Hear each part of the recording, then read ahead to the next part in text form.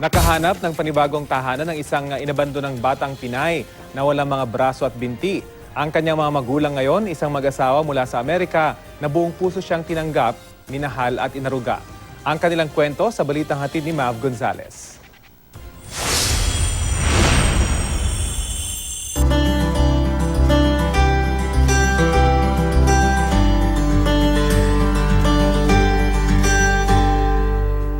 Special needs adoption has changed our family forever. Yan ang mensaheng kalakip ng nag-viral na Facebook video tungkol sa batang si Maria. Walang mga kamay at paa, pero may mapagmahal na pamilya.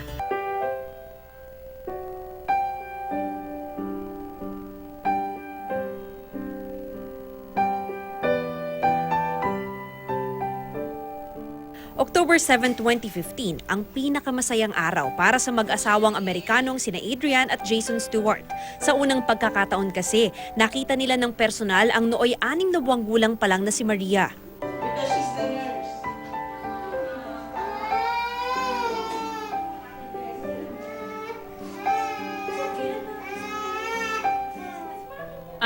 Well, we love the Filipino culture. We have a lot of Filipino friends, and my husband actually lived in the Philippines for 2 years as a missionary.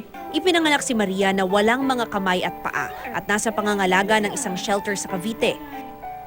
Si Tatay, nasaan si Tatay? Ako ba? Ako ba si Tatay? Yes. Oo. Ako si Tatay.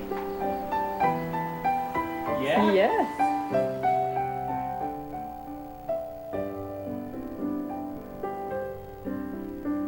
Tingnan mo dito. Yes. Hi. Sa kabila ng kanyang espesyal na kalagayan,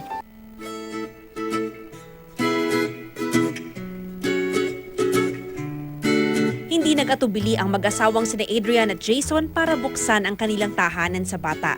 We don't see any difference in any of our children. We love them all the same, and with every fiber of our being, they're all amazing and special, and it is possible to love them just as much.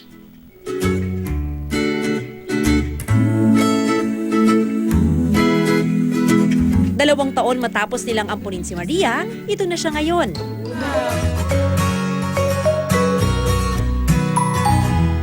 Kulang man ang bahagi ng kanyang katawan, pinuna naman ito ng wagas na pagmamahal ng kanyang bagong pamilya.